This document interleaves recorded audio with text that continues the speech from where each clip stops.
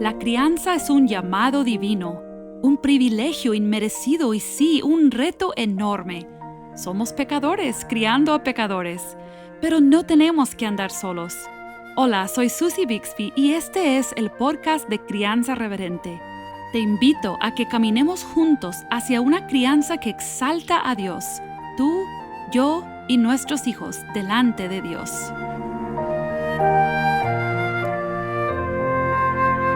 Si eres padre o madre cristiano, seguramente has escuchado la famosa frase de Efesios 6:4, no provoquéis a ira a vuestros hijos. ¿Te provoca a ti temor ese mandato? ¿Te causa confusión? ¿Será que debo evitar hacer cualquier cosa que haga que mi hijo se enoje? ¿O es mi culpa la ira de mi hijo? Pues hoy tenemos la oportunidad de hablar una vez más con nuestro hermano pastor Chacho Salcedo, pastor en la Iglesia Bautista Internacional en Santo Domingo, que también es autor del libro Crianza Bíblica, que hemos estado leyendo juntos y hablando juntos capítulo por capítulo. Ya estamos en la recta final, estamos en el capítulo 7 y gracias, pastor Chacho, por estar aquí con nosotros una vez más. Y me imagino que tú también en algún momento de tu crianza te preguntabas sobre ese mandato, ¿verdad? No provoques a ira a tus hijos. Así es, así es. Es una frase que se queda en la mente, es fácil de recordar, pero difícil y retadora de vivir. Sí, entonces quizás puedes comenzar explicándonos en el contexto de Efesios 6, ahí en ese pasaje, ¿qué realmente crees tú que significa esta frase para interpretarla bien? Sí, bueno, recordemos que Pablo, cuando le escribe a los Efesios, le escribe en un contexto de una cultura grecorromana. De hecho, en ese momento, la legislación establecía que el padre masculino tenía plena potestad sobre la vida de su familia, de su esposa y de sus hijos, al punto que es conocido, de hecho hay documentos que atestiguan esto. Un padre decidía, cuando un hijo le nacía, si lo iba a mantener o no, si lo iba a conservar o no.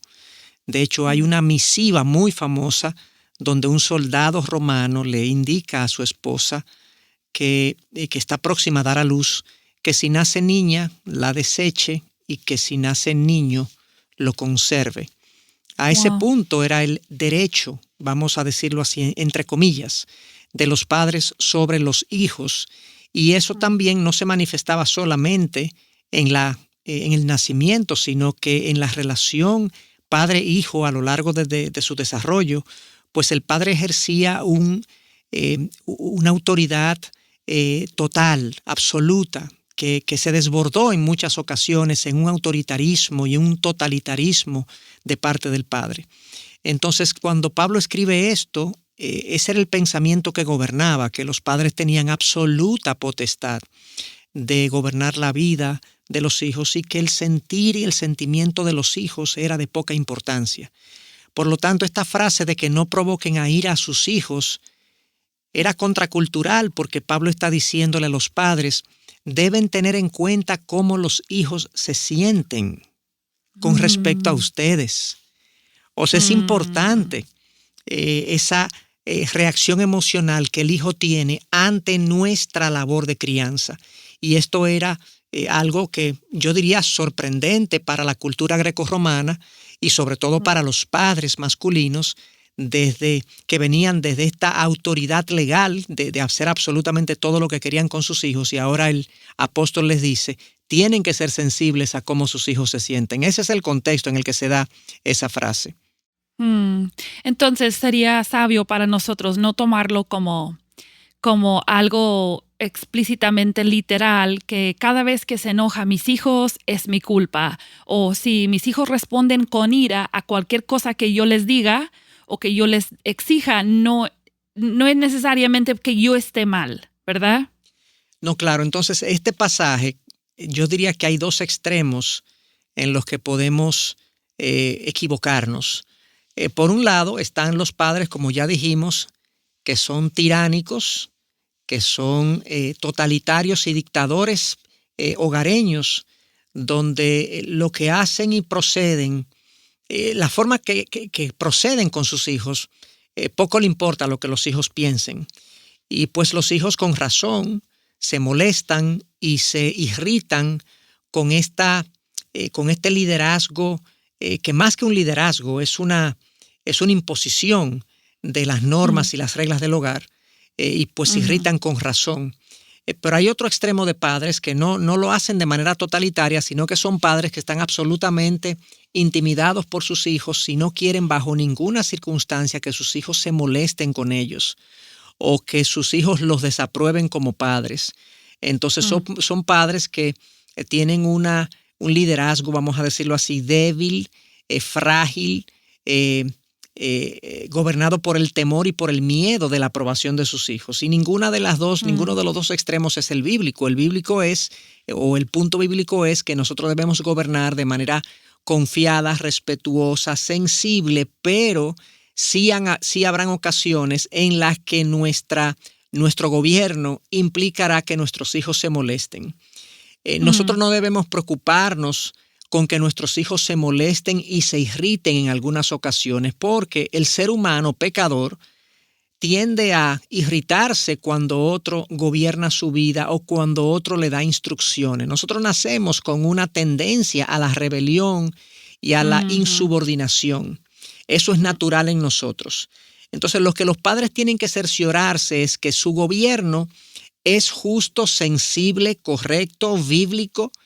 Y si ese tipo de gobierno produce molestias en sus hijos, los padres deben aprender a convivir con esas molestias y mantenerse firme a pesar de que sus hijos se molesten, si es que los padres entienden que su gobierno ha sido justo, sensible y considerado. Pero tenemos que aceptar cierto grado de molestia e irritación. Ahora, en general, como dice el mismo libro de Proverbios, cuando los justos gobiernan, el pueblo se alegra. En general, cuando los padres están ejerciendo una autoridad sana, funcional y sensible, los hijos tienden a responder. Incluso habrá ocasiones en que se molesten, pero su misma conciencia les va a decir y los va a acusar de que se están molestando sin razón. Entonces, esa es más o menos la forma práctica de vivir esto. Ser firmes, pero ser sensibles y mantenernos seguros en Dios de que si hacemos nuestra labor como corresponde, aunque nuestros hijos nos desaprueben y Dios nos aprueba, pues contaremos con su bendición en la crianza.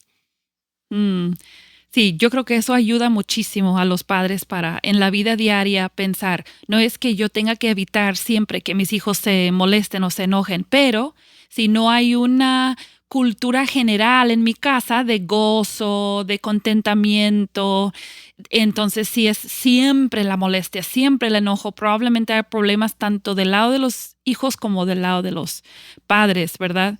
Y algo que yo recuerdo cuando mis hijos estaban pequeños, no recuerdo quién me lo dijo o si lo leí en algún libro, algo que me ayudó mucho es pensar en que eso de provocar a los hijos puede ser a largo plazo.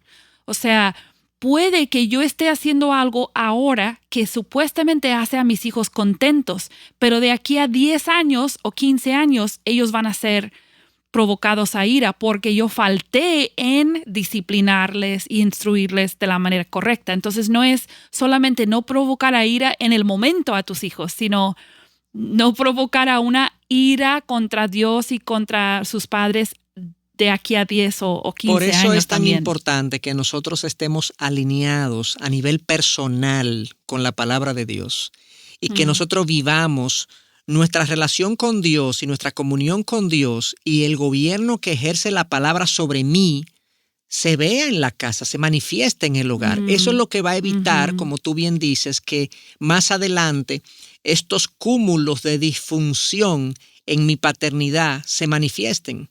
Entonces, por eso la medida de mi paternidad no puede ser solamente lo que el hijo siente hacia mí, sino lo que la palabra de Dios establece y dispone que yo deba hacer.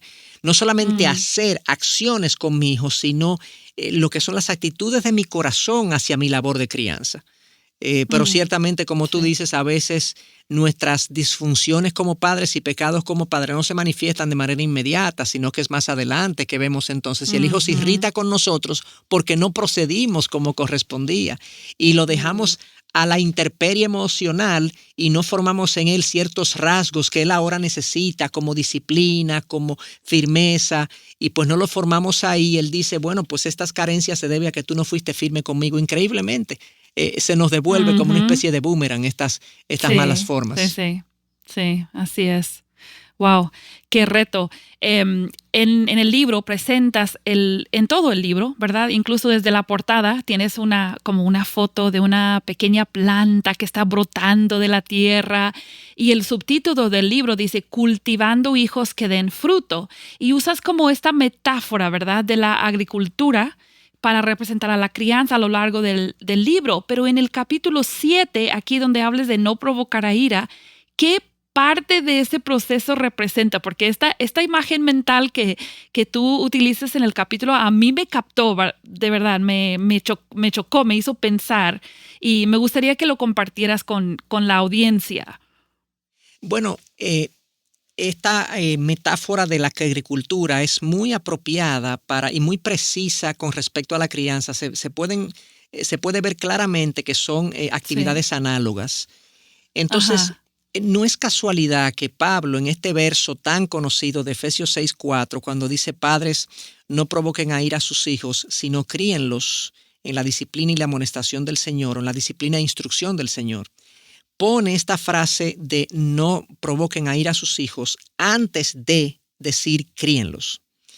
Ujú. Porque lo primero que tenemos que cerciorarnos es que la irritación y la ira contra nosotros no está albergada en el corazón de los hijos. Y lo primero que hace un agricultor cuando ve un terreno es ver si en el terreno hay algún tipo de maleza, algún tipo de terreno pedregoso, para él, previo a él sembrar la semilla Mm, de la planta que va a sembrar, él tiene que desarraigar, él tiene que arar el terreno de tal manera que la maleza y los componentes del terreno que impiden que la semilla crezca apropiadamente, pues él tiene que sacar esas cosas previamente.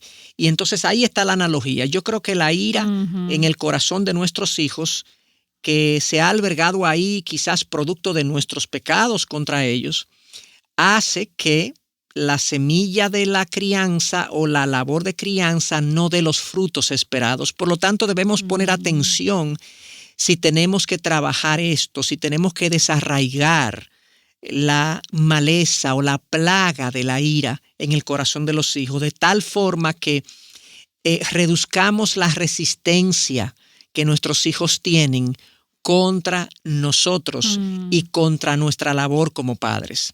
Si nosotros no nos ocupamos de sacar la maleza, de sacar las piedras de la ira, la maleza de la rebelión, de la insubordinación del corazón, pues no podremos sembrar. O si sembramos, el fruto será muy poco, muy escaso, muy frágil, muy ujú, débil. Esa es la idea. De mm, ahí la analogía de la agricultura y la crianza. mm. Me encanta eso. Yo creo, no sé por qué, pero yo creo que es fácil para los padres olvidarnos que nuestros hijos son personas, o sea, tienen corazones que están moldeables y que ellos son capaces de pensar y discernir, obviamente mientras van madurando y casi a veces los tratamos como pequeños robots o no sé. Y este tipo de metáfora, de imagen mental nos puede ayudar a recordar en cada momento mi hijo representa un terreno, ¿verdad? Que yo debo preparar y trabajar, ¿verdad? Y eso yo creo que es de mucha Déjame ayuda. darte un brevísima explicación del contexto de este pasaje, adicional a lo que yo hablamos de la cultura grecorromana, pero en esta Ajá, porción de Efesios, Pablo comienza en Efesios 5, hablando de la relación, 5:22 específicamente, hablando de la relación entre esposo y esposa. Luego, del 6:1 al 6:4, habla de la relación entre padres e hijos. Y luego, del 6:5 en adelante, habla de la relación entre amos y siervos. ujú, Entonces, son tres relaciones. En cada relación hay una persona subordinada y hay una persona en autoridad. Y Pablo le sí, dice un mensaje a cada subordinado y a cada autoridad. A los subordinados, en los tres casos, a las esposas, a los hijos y a los siervos, le dice, sométanse de manera voluntaria a esa autoridad, a la autoridad y a la cabeza que Dios ha puesto, a la mujer al esposo, los hijos a los padres, los siervos a los amos. Pero a la autoridad, a los tres, les da la advertencia de que hagan uso de su autoridad de una manera sensible. A los esposos le dice, amen a sus esposas como a Cristo. A los padres le dice, no provoquen a ira a sus hijos. Y a los amos le dice, que no amenacen y que no hagan que no ejerzan su autoridad de manera autoritaria. ¿Por qué Pablo a las tres autoridades que están aquí descritas le da esta advertencia? Porque nosotros, los que estamos en autoridad, pecadores también, tenemos la tendencia de abusar de nuestra autoridad. En el contexto de los padres y los hijos, los padres entienden que sus hijos deben obedecerlos. Y como ellos se sienten con esa licencia, bueno, tú me tienes que obedecer, pecan de autoritarios con facilidad, pecan de exacerbar su autoridad con facilidad. Entonces Pablo les advierte, no provoquen a ira a sus hijos en aquellos casos cuando la ira es provocada por pecado de ustedes como padres. O sea que ese es el contexto. La autoridad humana tiende a desbordarse con mucha facilidad producto de nuestro pecado y nosotros como esposos, como padres, como amos, debemos tener cuidado de que la autoridad que se nos otorga, a los que estamos en autoridad, no la malusemos y no la ejerzamos de manera desbordada como típicamente lo hacen los seres humanos. Sí, muy importante, muy, muy difícil, ¿no? De desarrollar una autoridad sana y humilde y amorosa. Que Dios nos ayude, ¿verdad? Yo estaba pensando en esto del provocar a ira y todo eso, y yo creo que para los padres, si hiciéramos como un sondeo entre padres sobre las cosas que más hacen enojar a los hijos, es cuando les decimos que no, ¿verdad? Eso es un hecho que todos conocemos. Y algunos padres creen que eso es provocar a los hijos, ¿verdad? Al negarles lo que ellos quieren. En este capítulo nos explicas algo que yo creo que será de mucha ayuda para los padres que batallan para saber cuándo deben decirles no a sus hijos. Y te haces referencia a la historia de Elí. Es una historia súper triste de Elí con sus dos hijos rebeldes. Y tú dices en el capítulo 7, Elí tuvo miedo de enfrentarlos, por lo que el pecado en el corazón de sus hijos se desarrolló sin resistencia. ¿Cómo este ejemplo de Elí nos puede ayudar a discernir cuándo es mejor para nuestros hijos decirles que no? Sí, es lamentable y tiene una enseñanza también subyacente esta historia, porque Elí era el líder espiritual de Israel o uno de los principales líderes espirituales de Israel. Por lo tanto, vemos lamentablemente que aún en hogares donde hay un liderazgo espiritual, donde hay una persona que es religiosa y está comprometida con el Señor, puede esa persona descuidar su labor de crianza al punto de que Dios los reprende duramente. Y de hecho, los dos hijos de Elí mueren en un mismo día, juzgados por Dios por sus perversiones y sus desvíos. Y Elí entonces fallece el día que le informan que sus hijos murieron. Se cae hacia atrás, dice, en una silla que estaba sentado y se desnuca. O sea que fue un juicio severo contra la paternidad de un hombre que era uno de los principales líderes de Israel. O sea, a pesar de que yo tenga un liderazgo espiritual, a pesar de que yo tenga un compromiso con el Señor, con su iglesia y demás, yo puedo descuidar la labor de crianza si no soy intencional con estas cosas. Entonces, esa es quizás una primera lección para nosotros. En el caso de Elí, varias cosas pudieron haber ocurrido. ¿Por qué Elí no enfrentó a sus hijos a tiempo? Dios le dice que él no los estorbó, no les puso resistencia en su pecado, y ellos, por así decirlo, cometían estos actos condenables en presencia del pueblo, contra el pueblo de Israel, y Elí pareciera que hizo algunos intentos, pero fueron muy débiles. Entonces, primero pudo haber sido intimidación, o sea, sus hijos, él no quería pues decirles que no, enfrentarlos, y sintió temor, sintió miedo de hacerlo, porque a veces nosotros le huimos al conflicto con nuestros hijos. No queremos conflictuarnos con nuestros hijos, no queremos discusiones. Quizás llegamos cansados a la casa y no queremos discutir, no queremos tener esa conversación difícil, porque ciertamente toda conversación que requiera reprensión tiende a ser difícil. Ahora, yo creo personalmente, por lo que he visto en la palabra, que los momentos de reprensión bíblicos, cuando lo llevamos apropiadamente, deberían terminar con gozo, deberían terminar incluso con una relación más unida. Eso lo vemos en Gálatas 6:1, por ejemplo, cuando dice que nosotros que somos espirituales, cuando veamos a alguien en alguna falta, los reprendamos con humildad, con reverencia. No sea que alguno de nosotros seamos tentados también, pero puede haber una relación mucho más estrecha. En el caso de Eli no sabemos si fue eso, si fue intimidación. Pudo haber sido eso, miedo. Pudo haber sido también que Eli estaba muy ocupado con las cosas del pueblo, con las cosas ministeriales, y eso lo sacó de su rol de padre. Y quizás haberse sentido absorbido por el trabajo fuera del hogar, él hizo que descuidara el trabajo dentro del hogar. Pero también quizás pudo haber ocurrido que Eli era un perezoso en términos de la formación de sus hijos. Porque, ojo, la formación de nuestros hijos requiere dedicación, requiere entrega, requiere devoción, y hemos hablado de esto aquí. Y cuando nosotros tenemos un trabajo que nos absorbe y llegamos a la casa, como dije hace un momentito, a veces uno llega agotado, emocionalmente exhausto, y comenzar a lidiar con hijos es cuesta arriba. Entonces, por cualquier razón, sea intimidación, sea exceso de ocupación o sea pereza, Eli no enfrentó a sus hijos en el momento que debió hacerlo. ¿Y cuándo nosotros debemos decirle que no a nuestros hijos en alguna tarea, alguna actividad, en algo que ellos quieran? Bueno, cuando el no tiene una justificación que entendemos es moral, espiritual. Cuando es un no arbitrario, no, porque tenemos a veces que en la mente que decir que no es bueno para que aprendan, y tenemos este concepto, ¿verdad?, en nuestra mente de que quizás el no los enseña más que el sí. Bueno, cuando el no tiene una razón de ser, el no debe ser la respuesta y debemos explicarla de manera paciente. ¿Por qué debemos explicar los no de manera paciente? Porque un no explicado, valga la redundancia, genera rebelión. Cuando a mí me dicen que no de manera arbitraria en algo que yo quiero y yo no entiendo la razón, yo lo que pienso es que la persona tiene algo contra mí y me rebelo contra esa persona.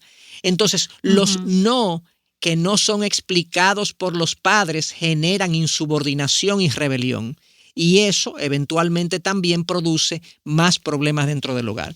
Entonces, él no está diseñado para poner límites a nuestros hijos, pero tienen que tener una explicación, porque en la explicación no solamente cuido en que el corazón de mi hijo no se insubordine, sino que también lo estoy ayudando a pensar bíblicamente, porque cuando yo le explico el no de una manera bíblica, él entiende, ya yo entiendo la razón por la que papá, por la que mamá me dijo que no, y quizás no me gusta que me digan que no, pero la razón me fue dada. Por lo tanto, me están enseñando a pensar. O sea que esta historia de Eli es muy, muy aleccionadora para nosotros definitivamente. Y es una historia triste y vergonzosa, yo diría, de que un líder del pueblo de Israel haya experimentado o tenido un hogar como este. Sí. Sí, yo estaba pensando en esa idea de resistir, ¿verdad? De resistir como tú dices, el desarrollo del pecado en el corazón de los hijos. Yo pensaba mucho en las mamás de niños muy pequeños que sienten que pasan todo el día diciéndoles que no a los niños, ¿verdad? Porque los niños muy pequeños, por ejemplo, no se puede razonar todavía con ellos muchas veces de una manera extensa, pero yo pensaba cuánta motivación puede o esperanza puede dar esto a las mamás que sienten que pasan todo el día diciendo que no, pero lo que están haciendo es ayudando al corazón de su niño a no resistirse, ¿verdad?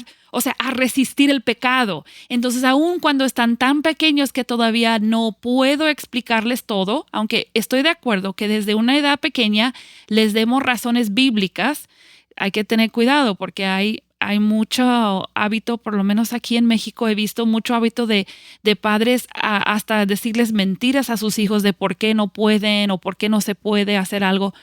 Pero pienso que para las mamás en particular de niños pequeños, esto da esperanza. O sea, tú pasas todo el día resistiendo, ayudando a tu hijo a desarrollar una resistencia al pecado, a la rebelión, aun cuando no entiende, ¿verdad? Y así, mientras va creciendo, tú le empiezas a explicar las razones y entonces él va desarrollando ese discernimiento Sí. y esa comprensión. 2 recomendaciones con las mamás de niños pequeños. Número 1, decimos que no, el niño va a insistir en cambiar nuestro no. Yo me mantengo firme. No tengo que perder la paciencia, no tengo que hablarle mal, no tengo que atropellarlo. Me mantengo firme en mi no. Él va a desistir. Y entonces en las próximas ocasiones, cuando yo diga que no, que él ya se haya percatado que cuando yo digo que no, es que no, él va a dejar de ser tan insistente. Entonces la primera recomendación es seamos firmes con nuestro no, sin perder la paciencia, sin atropellar al niño. Número 2, también cuando digamos que no, mantengámonos firmes y tratemos de distraerlo con otra cosa para que pues se le pase de la mente esa insistencia, esa obsesión que quizás el niño tiene. Entonces quizás hay algunos niños que tienen algunas condiciones que lo llevan a empecinarse más con una cosa. Eso ya requiere un tratamiento especial y no tenemos el tiempo para tratar todas esas condiciones. Pero yo diría que esas 2 recomendaciones son muy útiles para tratar con niños pequeños, de que nuestra firmeza se mantenga y ellos así dejan de tratar en el futuro de doblar nuestro pulso y pues también distraerlo con otras cosas para que el niño deje su empecinamiento con una determinada petición. Sí, nuestros hijos sí se dan cuenta cuando somos firmes y cuando no somos firmes.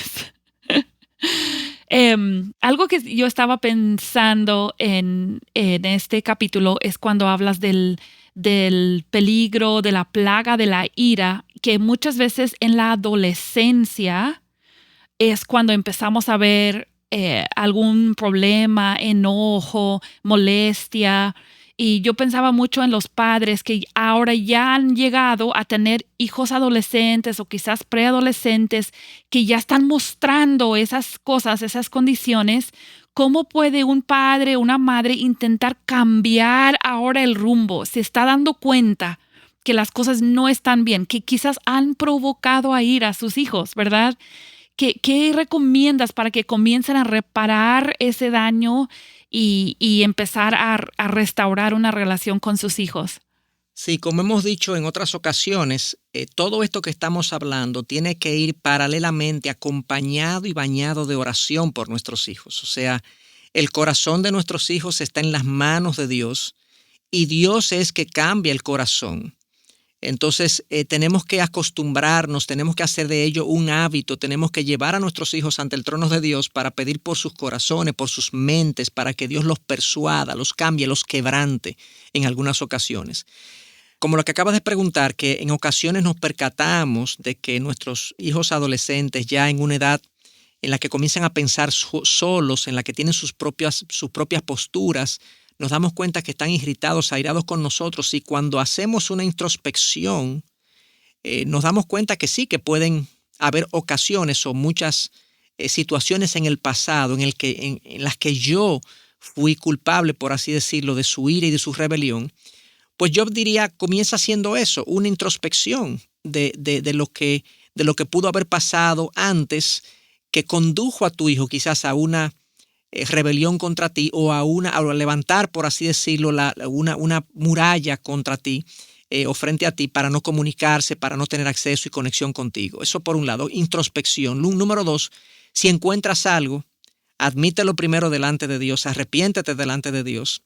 Y en segundo lugar, habla con tu hijo de manera transparente y dile, hijo, yo he estado pensando en mi comunión con Dios que yo en el pasado hice cosas que realmente pudieron haber herido tu corazón. Yo te quiero pedir perdón por eso. Yo quiero que esas cosas queden atrás, que sean perdonadas y yo en el futuro comprometerme con que estas cosas no vuelvan a ocurrir. Pueden volver a ocurrir porque soy un pecador, pero cuando vuelvan a ocurrir yo estaré dispuesto a volver a admitir mi pecado, mi falta delante de ti. Y yo quiero reconstruir, por así decirlo, restaurar nuestra relación en base a eso. Yo diría que ese es el único camino que tiene el creyente para reparar el daño cometido contra una persona. El perdón que hemos recibido nosotros del Señor, también el perdón que nuestro Hijo nos pueda conceder y poder reconstruir y restaurar esa relación. Sí, yo creo que con los adolescentes también es comenzar a evaluar si los estoy tratando todavía como niños en lugar de como los semiadultos que son, mostrarles ese respeto y hacerles preguntas, o sea, mostrar que quiero escuchar de ellos. Y a veces es más fácil escuchar a niños pequeños que escuchar a adolescentes porque ya tienen ideas Tú has tratado un tema, o sea, has puesto un punto vital.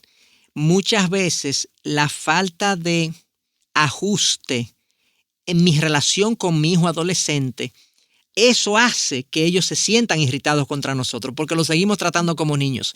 Ellos no sienten que confiamos en ellos, ellos no sienten que pueden opinar y tienen una opinión y tienen una postura e incluso a veces tienen una postura y deciden no expresarla porque lo que notan es que inmediatamente expresan la postura, yo juzgo la postura, la condeno, antes de preguntarle, ¿por qué tú piensas así?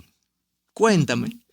Y que ellos sientan que hay un ambiente donde ellos pueden expresar su postura, porque si ellos no expresan su postura, yo no tendré manera de conocerla y corregirla apropiadamente. Entonces, yo creo que eso que tú has dicho es fundamental, porque puede ser que hayamos hecho bien el trabajo, pero si no hacemos el cambio en la mente y en nuestra conexión con ellos ya como personas pensantes que son, eso solo les produce a ellos mucha irritación y molestia.